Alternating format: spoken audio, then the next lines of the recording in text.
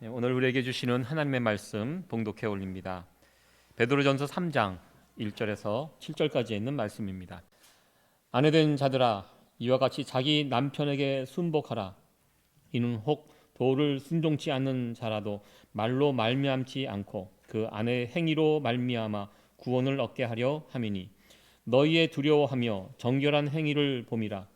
너희 단장은 머리를 꾸미고 금을 차고 아름다운 옷을 입는 외모로 하지 말고, 오직 마음에 숨은 사람을 온유하고 안정한 심령에 썩지 아니할 것으로 하라. 이는 하나님 앞에 값진 것이니라. 전에 하나님께 소망을 두었던 거룩한 부녀들도 이와 같이 자기 남편에게 순복함으로 자기를 단장하였나니, 사라가 아브라함을 주라 칭하여 복종한 것 같이 너희가 선을 행하고 아무 두려운 일에도 놀라지 아니함으로 그의 딸이 되었느니라. 남편된 자들아, 이와 같이 지식을 따라 너희 아내와 동거하고, 저는 더 연약한 그릇이요 또 생명의 은혜를 유업으로 함께 받은 자로 알아 귀히 여기라. 이는 너희 기도가 막히지 아니하게 하려 함이라. 아멘. 5월 1일이 되었습니다. 이렇게 계산해 보니까 벌써 올해 3분의 1이 지나갔습니다. 1월, 2월, 3월, 4월, 이제 5월이 시작이 되었고요. 5월은 또 가정의 달입니다. 가정의 달을 맞이하면서 어떻게 말씀을 준비할까 좀 고민을 했습니다. 지난주까지 누가복음 말씀을 가지고 말씀을 증거했는데요. 이 5월 가정의 달을 맞이하면서 우리 가정에 우리 성도들의 가정에 어떠한 하나님의 말씀을 준비할까 이렇게 고민하다가 세 번에 걸쳐서 우리 가정이라는 것이 남편과 아내와 자녀들, 보통 이것으로 이제 구성이 됩니다. 그래서 각 한 주씩, 한 주는 아내들에게, 두 번째 주는 남편들에게, 그리고 세 번째 주는 부모와 자녀들, 이 관계에 대해서 하나님의 말씀을 중심으로 전하는 것이 좋겠다 이렇게 결정을 하고, 오늘은 이 가정 안에서 남편과 아내의 관계 가운데 아내에게 주시는 하나님의 말씀, 이 권면의 말씀을 함께 살펴보려고 합니다. 우리가 가정을 이렇게 세워가는 거, 어떻게 세워가야 하는가, 딱히 이렇게 생각을 해보니까 정답이 없는 것 같습니다. 왜냐하면 사람 한 사람이 다 달라요. 그러니까 사람도 다르고 세워진 가정도 다 다르더라고요. 제가 가깝게 지내는 목사님들 가정 이렇게 생각을 해보니까요, 다 달라요. 다 제각기 가정이 모습들이 다르고요. 또 나름대로 건강한 가정들입니다. 건강한 가정이지만 다 모습들이 다 다르게 서 있는 것을 보게 됩니다. 가정의 분위기가 각 집마다 다릅니다. 이런 상황 가운데 어떠한 가정이 가장 이상적인 가정이 될까? 이런 가정이 제일 좋다라고 판단하기가 참 쉽지 않다는 것입니다. 어떻게 보면 우리가 가정을 세우고 남편의 역할, 아내의 역할, 이게 어떻게 보면 다 우리가 처음 해보는 일들입니다.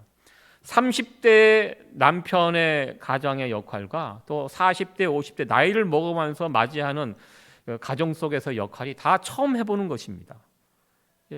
아무리 오래돼도 내가 내가 70대, 80대에 만나는 남편의 역할 경험해보지 못한 그런 일들이기 때문에 다 낯섭니다. 이 결혼식을 이렇게 치르다 보면요, 신랑과 신부가 이 결혼식에 굉장히 서툰 것을 보게 됩니다. 저도 이 결혼할 때 보면 비디오를 예전에 찍어놨는데요, 왜 이렇게 실수를 많이 하는지, 이 결혼식 딱 시작할 때 머리가 하얘져 갖고 어느 쪽에 서야 될지를 또 모르고 어떻게 돌아가야 할지도 모르고 그랬던 기억이 있습니다. 제가 그 모습을 보면서 내가 결혼을 한 두 번, 세 번 하면 잘할 수 있을 것 같은데, 두 번째는 딱 첫 번째 하니까 이게 어려운 것입니다. 처음 맡은 역할, 다 우리가 지금 처음 맡은 역할을, 가정을 세우고 가정에서 남편의 역할, 아내의 역할, 우리가 지금 살아가면서 다 처음 맞이하는 그런 모습들입니다. 제가 최근에 이제 시아버지가 됐습니다. 이 시아버지 역할을 어떻게 해야 되는지 난감합니다. 이거 어떻게 해야 하나? 제 생각보다 일찍 시아버지가 됐거든요. 그래서 좀 10년 정도 더 뒤에 해도 그때는 잘할 수 있을 것 같은데, 지금 막상 시아버지가 되니까요, 그 며느리하고의 관계가 어떻게 세워가야 할지, 다행히 지금 멀리 떨어져 있어갖고 자주 안 만나서 좀 가끔 전화가 오면 무섭습니다. 이거 어떻게 안부 전화라고. 우리 또 며느리도 얼마나 어렵겠어요. 어린데 그래도 인사를 드려야 된다는 것은 배워갖고 때마다 전화를 해서 어색한 통화가 서로 주고받게 됩니다. 이 뭐라고 불러야 되나, 이름을 불러야 되나, 며느라라고 하기도 그렇고, 그래서 얼른 몇 마디 하고 그냥 제 아내에게 넘기고 지금 그런 상황입니다. 낯섭니다.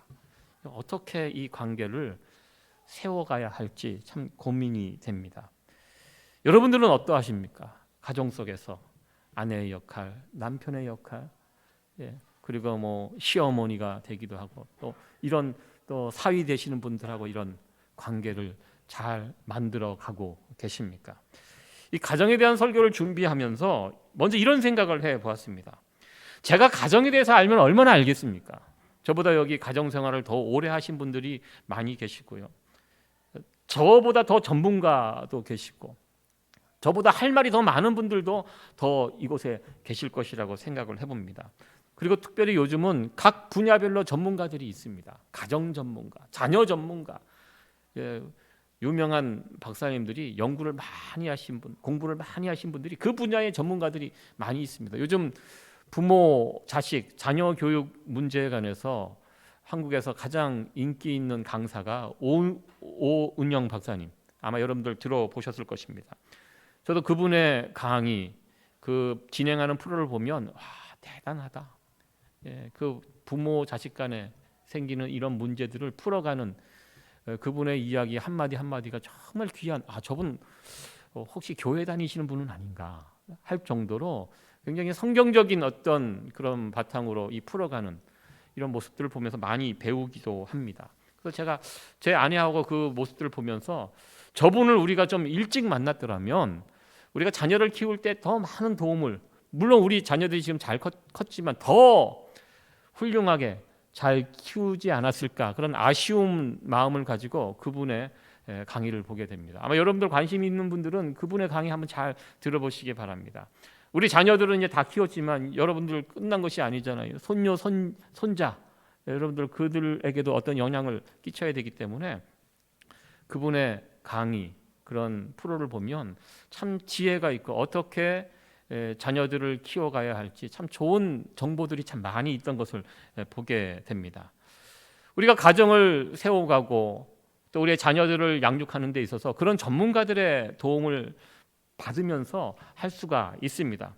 그러나 우리는 예수 믿는 사람들로서 이 세상에 있는 모든 문제를 풀 수 있는 만능 키가 우리 가운데 있다는 것을 여러분들 먼저 기억했으면 좋겠습니다. 그것은 하나님의 말씀입니다. 하나님의 말씀. 성경을 통해서 우리는 예수 그리스도가 우리의 구원자가 되심을 우리가 알게 되고요. 또 하나, 우리가 예수 믿는 사람으로서 이 땅에서 우리가 어떻게 살아가야 할 것인가, 어떤 가치관을 가지고 이 세상에 만나는 여러 문제들을 성경적인 원리를 가지고 살아가게 될 것인가, 우리는 성경을 통해서 그것을 배우게 됩니다. 저는 이 세상 모든 문제를 해결할 수 있는 그 해결책이 저는 하나님 말씀이라고 저는 믿습니다. 여러분들은 어떻게 생각하십니까? 요즘 토요일마다 잠언 말씀을 한 구절 한 구절 살펴보고 있습니다.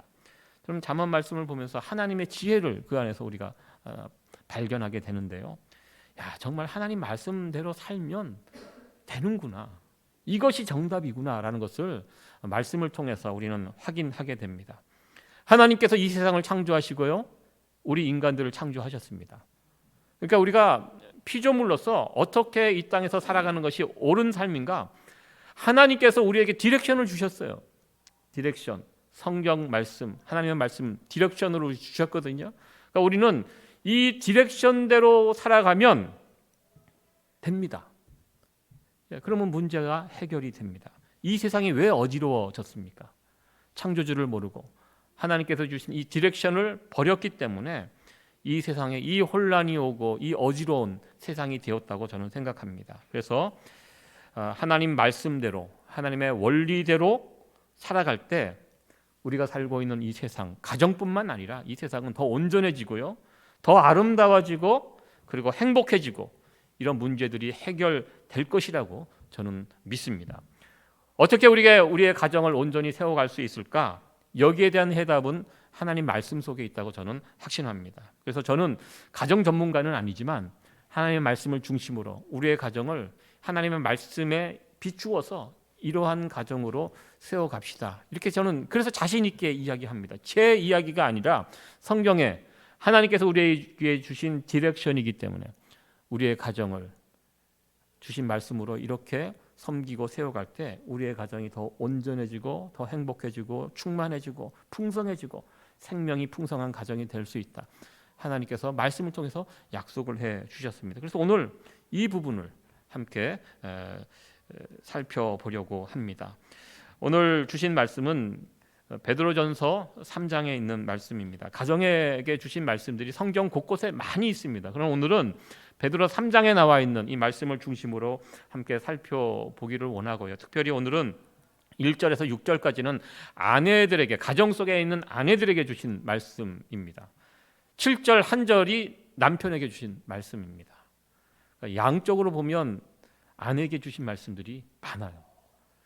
남편에게 준 말씀 한 절밖에 없습니다. 그러니까 남자들은 복잡하게 얘기하면 못 알아들어요. 그래서 딱 한 절로 딱 끝냈고, 우리 여성들에게, 아내들에게 1절에서 6절까지 이제 말씀을 주셨습니다.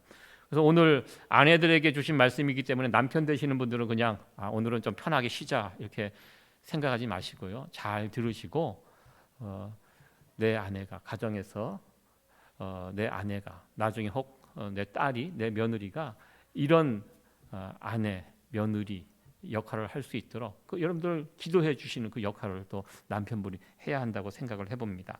먼저 1절 말씀을 같이 한번 읽어보도록 하겠습니다. 같이 읽겠습니다. 시작. 아내된 자들아 이와 같이 자기 남편에게 순복하라. 이는 혹 도를 순종치 않는 자라도 말미 많지 않고 그 아내의 행위로 말미암아 구원을 얻게 하려 함이니. 아멘. 이와 같이라는 표현이 먼저 우리의 눈에 들어옵니다. 아내된 자들아 이와 같이. 이와 같이는 이 앞절에 나온 내용들을 받는 그런 표현입니다. 베드로전서 3장 1절이 이제 시작이 되는데 2장이 그럼 무슨 내용이 있었는가? 2장에는 예수님의 이야기가 있습니다. 예수님에 관한 이야기입니다. 예수님께서 우리를 어떻게 구원하셨는지, 십자가의 고난을 통하여 우리를 어떻게 구원하셨는지 이 부분에 관한 내용이 2장에 나와 있습니다. 이와 같이라는 것은 예수님처럼 하라는 그런 뜻입니다. 예수님처럼, 가정에서 예수님처럼 남편과 아내가 그렇게 말하고 행동할 수 있다면 가정 문제는 사실 없습니다. 이게 먼저 우리의 가정의 기초입니다. 여러분, 크리스찬이 무엇입니까? 크리스찬, 예수 믿는 사람이 무엇입니까? 우리가 보통 크리스찬이라고 이야기를 하는데요, 그 영어 단어의 뜻이 예수님처럼 사는 사람, 예수님을 닮아가는 사람, 이것이 크리스찬의 원 뜻입니다. 우리는 예수 믿고 나서 모든 분야에서 예수님처럼 예수님을 닮아가는 모습으로 살아가야 합니다. 그 첫 번째 장소가 저는 가정이라고 저는 생각합니다. 가정에서 예수님처럼 살지 못하면 우리가 어디에 가서 예수님처럼 살 수 있겠습니까? 교회 와서? 일터에서? 아닙니다. 첫 번째 목표, 우리 가정에서 내가 예수님 믿는 사람으로서 예수님처럼 사는 것. 예수님처럼 사는 것은요, 어떤 삶입니까? 십자가의 삶입니다. 내가 손해보고 내가 손해봤기 때문에 누군가 혜택을 봐요. 그 세상의 그 법칙 아닙니까? 누군가 손해보는 사람이 있으면 누군가 덕보는 사람이 있습니다. 남편과 아내가 서로 손해보려고 한다면 두 사람 간, 그게 예수님처럼 살아가는 모습입니다. 그렇게 되면 이 가정의 문제는 없습니다. 웬만한 문제 다 뛰어넘어갈 수 있습니다. 이것이 먼저 전제가 돼야 됩니다. 남편들에 관해요, 아내들에게 주시는 말씀을 할 때 먼저 어떻게 보면 가정의 기초를 깔아놓는 건데요, 이와 같이 하라. 예수님처럼, 예수님, 이것이 먼저 기본이라는 것을 먼저 염두에 두시고 오늘 말씀을 받았으면 좋겠습니다. 아내에게 첫 번째로 주신 권면의 말씀은 남편에게 순복하라입니다. 본문에서 나오는 이 남편은요, 가만히 읽어보면 예수님을 믿지 않는 불신자 남편에 대해서 이야기를 하고 있습니다. 그 불신자 남편을 어떻게 변화시킬 수 있는가? 이 아내가 할 수 있는 것이 말로는 안 된다는 그런 이야기입니다. 말을 잘 해가지고, 보통 우리가 교회 다니면서 사람들이 교회 다니면 똑똑해집니다. 그리고 입 바른 소리 잘 하고요. 그렇기 때문에 교회 다니는 사람들 도저히 말로 이길 수 없다고 그렇게 이야기를 합니다. 그러니까 말로 남편을 설복시키고 압박하고 이거 갖고 안 된다는 것입니다. 그러니까 남편이 어떻게 바뀌는가?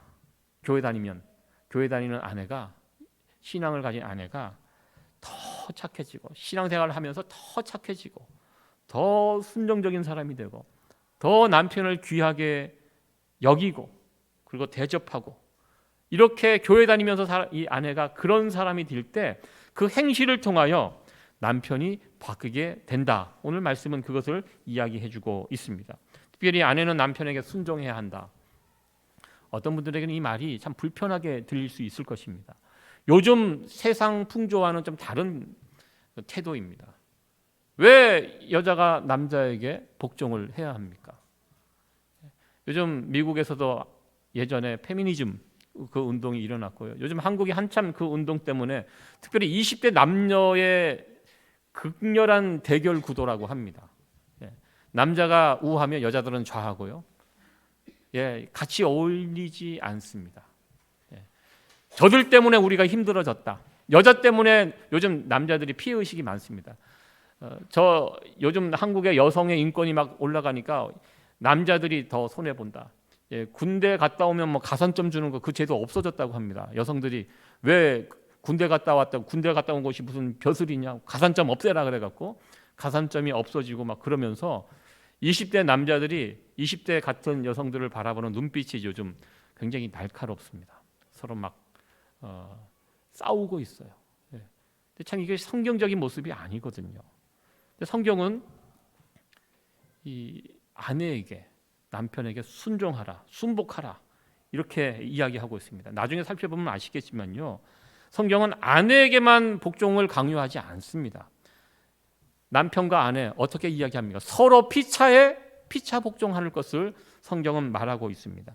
그리고요, 남편에게 주신 메시지를 보면요, 어떻게 아내를 대하라고 말씀을 권면을 하시냐면, 그리스도가 교회를 사랑하듯이 아내를 사랑하라고 그렇게 말합니다. 아내에게는 남편에게 복종하라, 순복하라 이렇게 명령을 하시고요, 남편에게는 아내를 어떻게 사랑하는가? 그리스도가 교회를 사랑하듯이. 여러분도 그리스도가 교회를 어떻게 사랑하셨습니까? 목숨 바쳐 사랑하셨습니다. 훨씬 더 무거운 계명입니다. 여러분도 그냥 복종하는 게 쉽습니까? 아니면 목숨 바쳐서 사랑하는 것이 쉽습니까? 그냥 복종하는 게 쉽습니다. 남자들에게 주신 명령이 더 무거운 명령이라는 것입니다. 왜 여자만 복종합니까?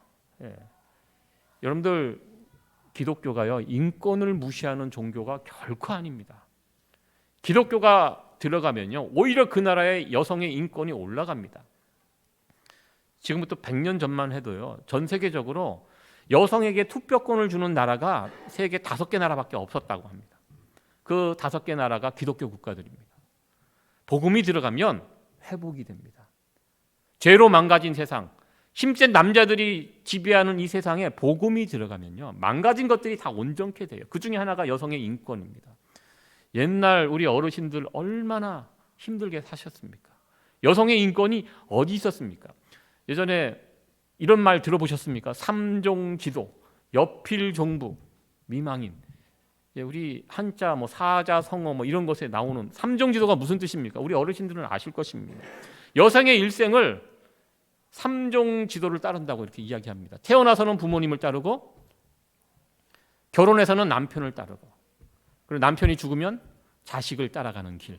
이게 우리 한국 여인들의 일생이었습니다. 삼종지도. 여러분들 이 이야기를 들으면 어떤 반응이, 참 귀한 말씀이다 이렇게 여러분들 생각하십니까? 여필종부, 여성은 반드시, 필자가 반드시 남편을 따라가야 한다. 그렇습니까? 예전엔 이 말씀을 우리 조상들은 이것을 뭐 칠거지약 같은 거, 뭐 지금 생각해 보면 말도 안 되는 그런 내용들입니다. 정말 말이 안 되는 이야기죠. 미망인이라는 표현 무슨 뜻인지 아십니까? 미망인. 남편이 돌아가셨는데요. 아내가 아직 죽지 않았어요. 그 미망인이라고 그렇게 부릅니다. 아직 죽지 않은 여자, 아직 망하지 않은 여자, 이게 미망인입니다. 저도 예전에 미망인이란 그런 말을 그냥 편하게 썼던 적이 있었는데 그 뜻을 알고 보니까요, 이 말을 못 하겠더라고요. 어떻게 이런 말을 버젓이 할 수 있겠습니까? 우리나라가 예전에 그런 나라였습니다. 여성의 인권이 어디에 있었습니까?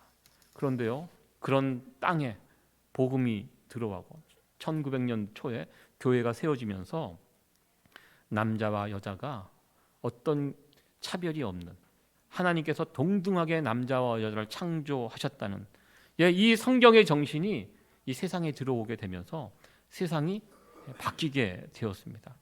그래서 여러분들 지금도요, 힌두교, 이슬람 그 믿는 사람들 그 동네에 가보십시오. 여성의 인권이 형편없습니다.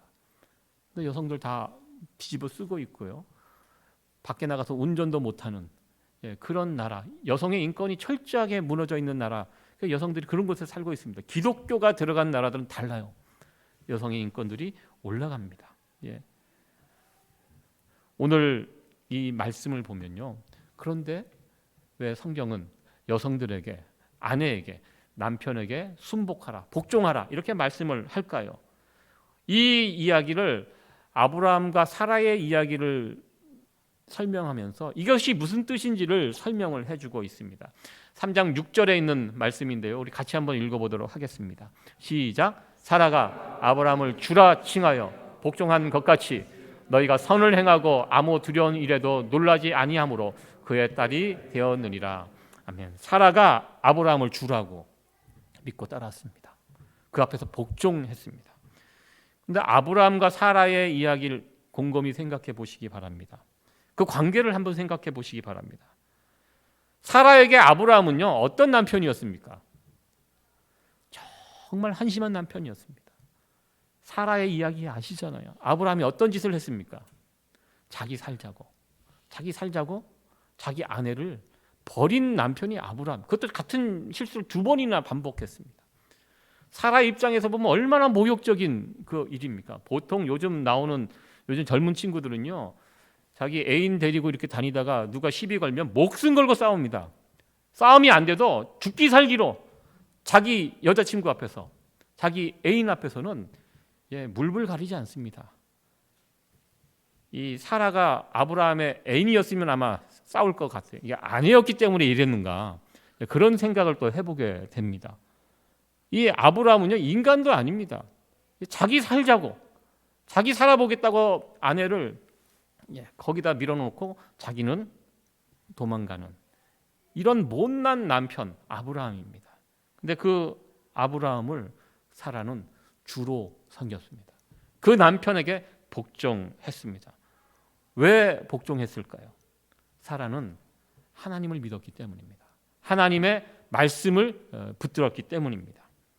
하나님께서 남편에게 복종하라, 남편에게 순종하라, 이 말씀을 사라는 붙들었습니다. 우리가 왜 부모님을 공경해야 합니까?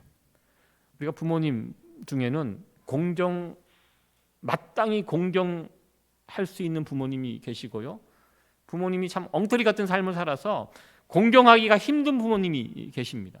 그러니까 부모님이 어떻게 하시냐에 따라서 공경하기도 하고 공경 안 하기도 하고 이럴 수가 있는데요, 그러나 성경은요, 그냥 명령어로 부모를 공경하라고 말씀합니다. 왜 우리가 부모님을 공경해야 합니까? 하나님께서 그렇게 명령하셨기 때문에. 우리가 하나님을 두려워하며 살아가는, 하나님을 경외하면서 살아가는 하나님의 백성이기 때문에 하나님께서 주신 말씀을 순종하면서 그 말씀대로 하는 것입니다. 가정에서 우리가 남편에게 왜 순복해야 합니까? 먼저 이유는요, 우리가 하나님을 두려워하는 사람이기 때문입니다. 하나님께서 말씀으로 아내는 남편에게 순복하고 복종하라, 먼저 복종하라. 그것이 질서다.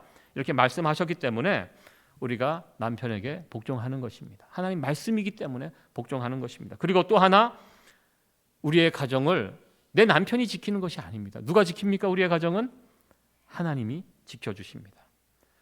내가 믿고 따르는 사람이 남편일 수도 있지만 아닙니다. 하나님이라는 것입니다. 이 신앙 고백이 그 안에 담겨 있다는 것입니다. 내가 하나님의 말씀을 믿고 저 어떻게 보면 바보 같은 남편, 예수님도 모르는 저 남편, 내가 보기에는 부족한 남편이지만 그러나 내가 하나님의 약속의 말씀을 믿고 그 남편에게 머리를 숙이고 복종하고 가정의 질서를 따르게 되면, 그러면 그 가정을 하나님이 지켜주신다는 것입니다.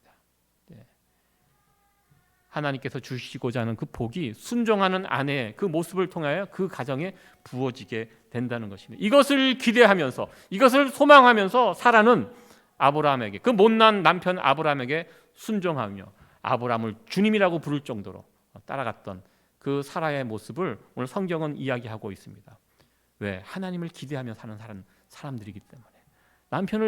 남편을 물론 기대하면서 살아야 하지만요, 우리는 근본적으로 하나님을 소망하면서 기대하면서 살아가는 사람들입니다. 하나님을 내가 믿기 때문에, 그래서 하나님이 이 가정을 지켜주실 것을 믿기 때문에 하나님의 말씀에 순종하면서 남편에게 복종하고 순종했던 이 사라의 모습, 이 모습이 가정에서 아내의 모습이 되어야 한다. 이렇게 베드로전서 3장에서는 말씀하고 있습니다. 두 번째, 아내에게 주신 권면의 말씀은요, 단장에 관한 단장하라. 외모를 꾸미는 이 부분에 대해서도 언급을 합니다. 이 로마 시대가 굉장히 부유한 시대였습니다. 그래서 여성들이 사치하고 보석으로 몸을 치장하고 뭐 이런 부분들이 있었던 것 같습니다. 그러나 베드로는 여성들의 외모를 가꾸는 것 물론 중요하지만 겉모습 치장하는 것에 너무 신경 쓰지 말고 우리의 속마음, 속사람을 더 가꾸라고 이렇게 겉면에 말씀을 하고 있습니다. 사실 예수님을 잘 믿어도요, 여성분들 외모를 이렇게 꾸미는 거 필요합니다. 너무 꾸미지 않아도, 제가 예전에 청년부 사역을 할 때 청년 중에 자매가 정말 제가 보면 100점짜리 자매였어요. 재능도 있고 실력도 있고, 그리고 미국에 일찍 와서 공부 열심히 해갖고 나름대로 좋은 직장에, 그리고 집도 벌써 부모님 집 하나 사주고 자기 집도 2개 갖고 있고, 얼마나 좋아요. 얼마나 좋은 신부감이에요. 제가 이 정말 좋은 이 신부감이라서 좋은 청년하고 연결을 시켜주는데 잘 안 돼요. 안 되는 이유 중에 하나가 이 여자 청년이 외모를 안 꾸며요. 그냥 이렇게 수수하게 다녀요. 조금만 더 꾸미면 좋을 텐데 이거 안 하더라고요. 예수님을 잘 믿는데. 그래서 참 그걸 보면서 안타까워했던. 그러니까 우리도 너무 안 꾸며도 문제고요. 이게 적정한 선이 있습니다. 적정한 선. 이것을 지키는 것도 지혜라고 저는 생각이 되는데요. 오늘 이 베드로 사도는 우리 단장을 하는데 외모도 중요하지만 우리 속 사람을 단장하라고 권면하고요. 아내가 무엇을 준비해야 하는지 4절에 이렇게 말씀을 하고 있습니다. 우리 4절 말씀 같이 한번 읽어보도록 하겠습니다. 시작. 오직 마음에 숨은 사람을 온유하고 안정한 심령에 썩지 아니할 것으로 하라. 이는 하나님 앞에 값진 것이니라. 첫 번째, 아내에게 주신 권면의 말씀은 남편에게 복종하라. 가정의 질서에 따라서 남편에게 순종할 것을 요구하고 있고요. 두 번째는 우리가 단장을 해야 되는데 우리 속사람을, 속마음을 단장하라고 이렇게 이야기하고 있습니다. 그러니까 우리가 남편과 자녀 앞에서 아내들은 늘 온유가 무엇입니까? 따뜻하고 부드럽고 친절한 모습입니다. 온유한 모습으로 서 있어야 되고요. 그리고 안정한 심령이라고 이렇게 표현이 되어 있습니다. 저는 이 부분이 참 중요하다고 저는 생각합니다. 안정된 모습으로 아내는 서 있어야 합니다. 집안에 어떤 어려움이 왔을 때요, 남편보다 아내의 태도가 참 중요한 것 같습니다. 아내가 딱 중심을 딱 잡고 안정이 되어 있으면요, 남편도 안정이 되고 자녀들도 안정이 됩니다. 아내가 안정을 못 잡으면요, 남자들 더 불안해지고, 그러면 자녀들도 막 덩달아 불안해지고, 가정에서 누가 중심을 잡는가? 저는 가장인 남편이 아니라고 저는 생각합니다. 이 가정 안에서는 누가 가정의 중심을 잡냐면 아내가 잡아줍니다. 여러분들 동의하십니까? 야, 아내가 불안해하면 남자들 별거 아닙니다. 집안에서 아내가 막 불안해하고 막 그러면 남편도 덩달아 불안해하고 자녀들도 불안해합니다. 제가 예전에 처가 식구들과 함께 어디 이렇게 가던 도중에 집에서 나와서 차를 타고 1시간 이상 달린 것 같은데요. 그 차 안에 우리 장모님, 장인어른, 처가 식구들하고 같이 차를 타고 가고 있었습니다. 갑자기 장모님께서 나올 때 가스불을 켜놓고 나온 것 같다고. 예, 무서운 말씀이죠. 예, 그 말씀을 이게 뜬금없이 하셨어요. 분명히 킨 건 생각나는데 끈 것이 생각이 안 난다고. 그러니까 일순간에 차 안이 불안해지기 시작합니다. 그래서 장인어른께서 역정을 내시면 쓸데없는 얘기해갖고 다 불안하게 우리들 그렇게 만들었다고. 막 그래서 부랴부랴 학교에 가 있는 처남에게 전화해서 집에 빨리 가라 해서 막 그랬던 기억이 제가 납니다. 20년도 훨씬 넘은 그런 이야기인데요. 제가 그 이야기가 지금도 생각이 납니다. 그러니까 저도 그 불안에 떨면서 그 안에 있었던 사람이었기 때문입니다. 아내가 불안하면 남자들 다 불안해집니다. 남자들 강한 것 같지만요, 아닙니다. 남자들 어떻게 보면 되게 약해요. 쉽게 불안해집니다. 그래서 가정의 모습을 보면 오히려 여성이 아내가 더 강한 모습을 보일 때가 더 많다는 것입니다. 남자들은요, 가장이기 때문에 그 책임감이 있기 때문에 늘 걱정하고 근심하고 이렇게 되면 어떻게 될까 막 전전긍긍하고 살아가는 것이 사실 남자들의 본 속마음입니다. 그럴 때 아내가 중심을 탁 잡고 안정된 모습을 딱 보여줄 때 그 가정은 빠르게 안정이 될 수 있다는 것입니다. 제가 2년 전에 죽을 고비를 넘어갈 때 지금 생각해 보면 뭐 옛날 이야기처럼 생각이 되지만요. 그때 정말 죽는다는 거, 그때는 이제 죽음이 가까이 왔다고 저는 생각을 하고, 이제 죽으면 어떻게 될 것인가. 그냥 몸 아파 죽는 것도 좀 고통스럽지만 죽음 이후에 이 가정을 생각하니까 깜깜하더라고요. 어떻게 될까? 아내와 아들은 어떻게 될 것인가. 그걸 생각하니까 더 불안하고 걱정이 되고 하나님께 맡겨야 되는데 못 맡기겠더라고요. 그때 당시는 막 걱정하고 불안하고 막 그랬었던 그런 기억이 있습니다. 그때 이번에 제 아내가 샌디에고에 있는 큰아들 집에 가서 방문을 해서 큰아들이 그 이야기를 하더라고요. 그때 아빠가 돌아가시면, 죽으면 어떻게 될 것인가, 그 가정을 생각을 했다. 그러면 엄마와 동생을 자기가 살고 있는 이 샌디에고를 불러서 같이 살아야 되겠구나, 그 준비, 그 생각을 했다고 하더라고요. 기특하죠. 그 생각을 했다는, 그 생각을 이야기를 들으면서 그래, 맞아, 그때는 그랬구나, 그런 생각을 했는데요. 제가 그때 막 아파서 힘들고 막 이렇게 불안해할 때 제 아내가 옆에서 어떻게 행동을 했냐면요. 그래서 제 아내가 중심을 딱 잡고 옆에서 버티어 줬습니다. 제가 안 보는 데서는 막 울고불고 했는지 모르겠지만 제가 보는 데서는 절대 울지 않고요. 오히려 저에게 계속 긍정적인 얘기, 여보 살 수 있어, 살 수 있어, 막 계속 그렇게 하면서 부정적인 이야기 전혀 하지 않고요. 오히려 평소보다 더 씩씩하게 그 상황을 이겨내는 것을 제가 볼 수 있었습니다.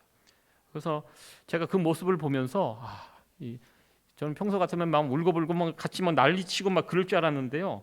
그렇지 않더라고요. 딱 중심을 잡고 그 상황에서 견디고 있는, 막 오히려 더 열심히 더 청소하고 부지런히 정리하고 막 그렇게 하는 모습을 보면서 제가 제 마음을 다시 잡았던 그런 기억이 있습니다. 그래서 제가 내가 여기까지 살면서 내 아내를 제대로 잘 몰랐구나, 그동안 생각보다 강한 사람이구나라는 것을 그때 깨닫게 되었습니다.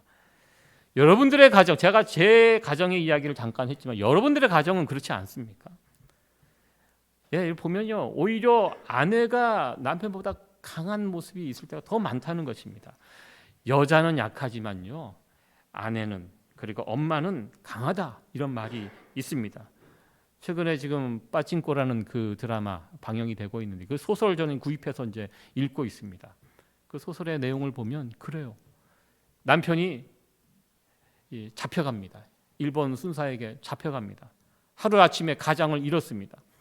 아이가 막 그것 때문에 걱정하고 불불 떠니까요. 처음에는 홀로 남겨진 아내가 주인공입니다. 아내가 같이 막 두려워서 어떻게 사나 하더니 어느 순간 탁 마음을 다잡고 아이에게 찾아가서 눈을 똑바로 보고 아이를 일단 안정시키고 그 여자 주인공이 하는 일이 이 엄마에게 배운 기술이 김치 만드는 기술이에요. 일본에서. 그것을 생각을 해갖고 시장에 가서 배추를 사갖고 그 상황에서 배추를 막 버무리고 소금을 뿌리고 김치를 만드는, 이 달란트가, 김치 만드는 달란트가 있었거든요.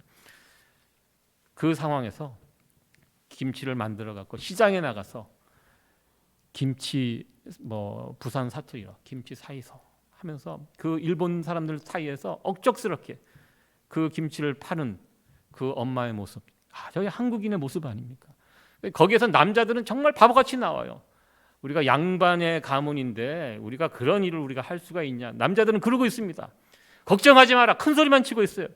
그러니까 그 부인 되시는 분이, 그 여자분이 앞으로 그럼 우리가 어떻게 살 수 있냐고, 가만히 계시라고, 내가 알아서 하겠다고 하더니 엄마가 모든 걸 들고 그 시장에 나가서 그 일들을 하는, 나중에 그 소설을 보면 그 일을 통해서 그 가정이 일어난 것으로 제가 알게 되는데요. 참 그걸 보면서 그것이 정말 한국인의 엄마고 한국인의 아내의 전형적인 모습, 가정의 위기가 왔을 때 남자들보다 아내들이 먼저 중심을 잡고 딱 안정을 취하는 이 모습을 보면서 오늘 이 말씀이 생각이 났습니다.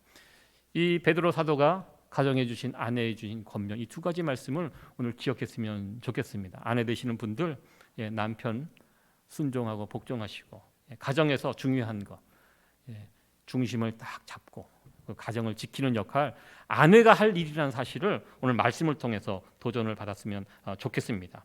그리고 이 말씀 소중히 여겼으면 좋겠습니다.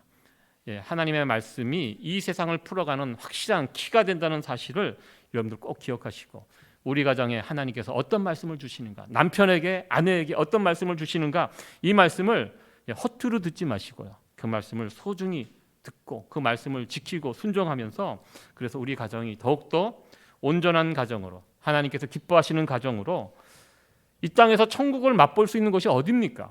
저는 가정이라고 저는 생각합니다. 우리가 이 땅에서 하나님의 자녀로 살아가면서 하나님의 나라를 이 땅에 세워갈 사명이 우리 가운데 있는데요, 그 하나님의 나라를 어디에서부터 출발합니까? 저는 가정이라고 생각합니다. 어떻게 하나님 나라를 세워갈 수 있습니까? 하나님께서 디렉션을 다 주셨습니다. 하나님께서 가정에게 허락하신 이 디렉션대로 우리의 가정들을 세워가면 우리가 속한 이 가정이 하나님 나라, 천국이 될 줄로 믿습니다.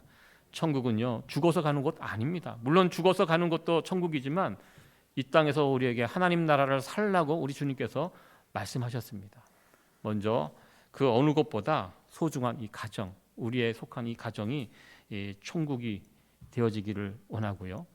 천국이 되기 위해서는 세상적인 지식과 어떤 좋은 기술, 이거 갖고 되지 않습니다. 하나님께서 명령하신 이 말씀, 이 말씀의 원리들을 잘 붙들고 적용하면서 우리의 가정들을 세워갈 때, 우리 가정만큼 소중한 장소가 어디 있습니까? 이 소중한 가정이 정말 행복한 가정으로, 성령 충만한 가정으로, 기쁨이 넘치는 가정으로, 생명력이 넘치는 가정으로 그렇게 되어지는 복된 우리의 가정들이 되어지기를 소원합니다. 이 5월 가정의 달을 우리가 보내면서 다시 한번 우리의 가정이 하나님의 말씀으로 새로워지고 하나님의 은혜가 풍성히 부어지는 귀한 복된 5월 가정의 달 되어지기를 간절히 축원합니다.